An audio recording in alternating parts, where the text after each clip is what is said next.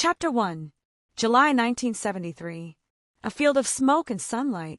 I first saw her at the very beginning of the festival, in the crowd where everyone looked somewhat the same. Flared jeans, open shirts, flower crowns, and the scent of weed and freedom.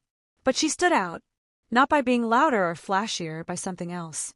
Her eyes looked like she already knew more than the rest of us. Deep, calm, and just a little defiant. She was walking barefoot through the wet grass. The morning rain had just stopped, and the ground was cold, but she didn't care. She smiled like this was her favorite way to feel alive.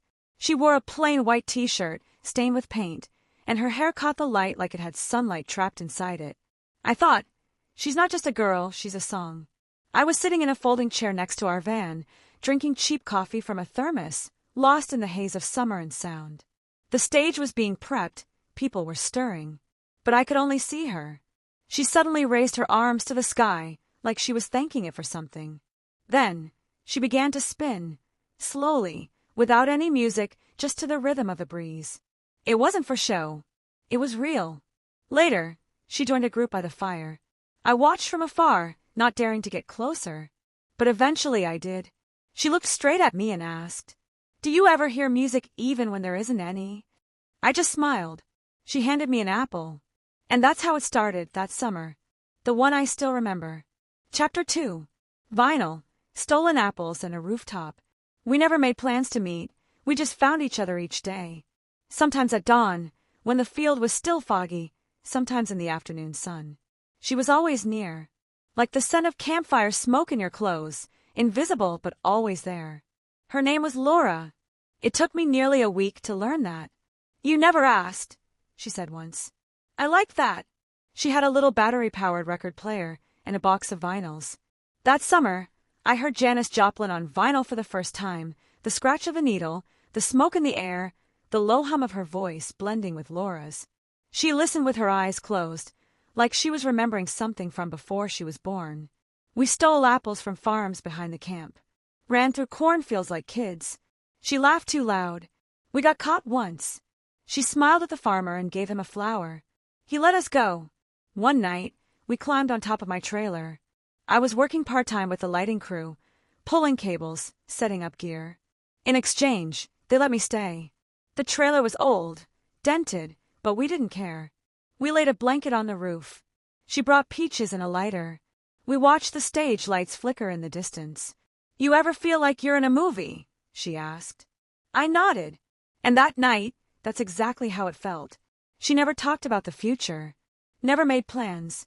She just lived, and I was learning to do the same. I started losing track of time, of dates, of news.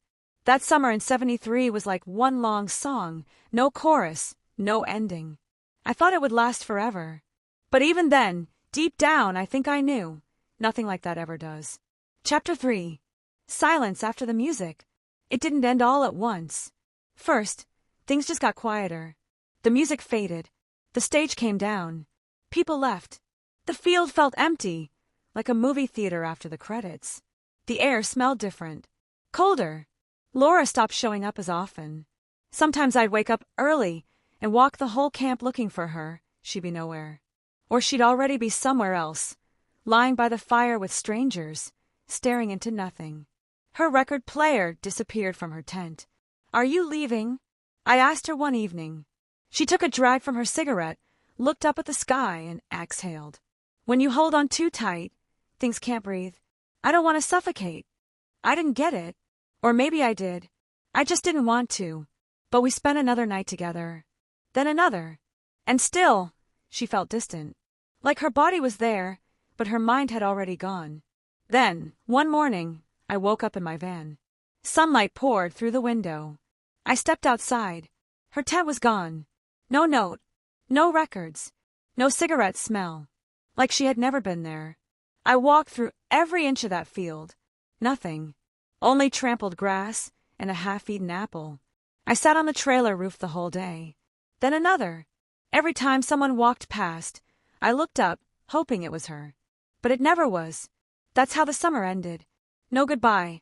No final scene. Just silence after the music. Chapter 4. Laura. A 2:17 a.m. message. 40 years passed. If someone had asked if I thought about her all that time, I probably would have lied. Said, no, life went on. Work, bills, divorce, a son. But the truth?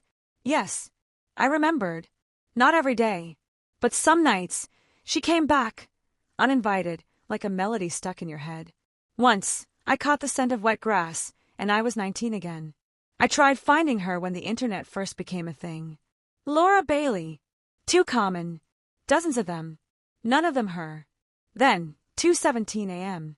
I couldn't sleep. Too much coffee. I opened Facebook. There she was. Laura Bailey, people you may know. An older face, but the same eyes. Sunset in the background. A smile that still held summer. Her profile said she lived in Santa Cruz. Her bio, wife. Mom. A little tired soul.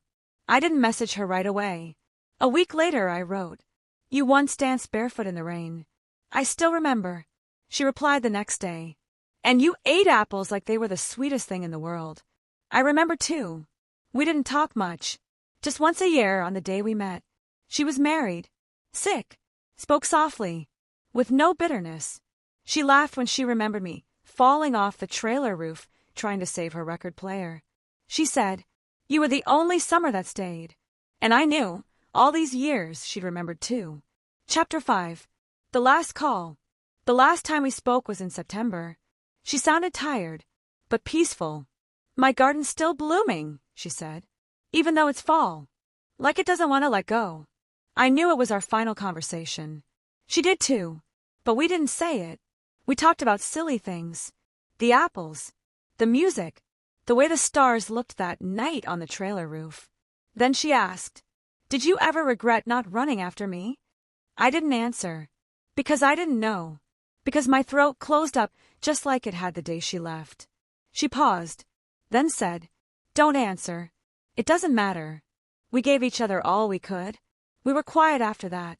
But it wasn't a sad silence. Just like being side by side again in that field. Right before we hung up, she said, if it ever rains again, go outside. Barefoot. For me. And then nothing. She passed away a few weeks later. Her daughter messaged me.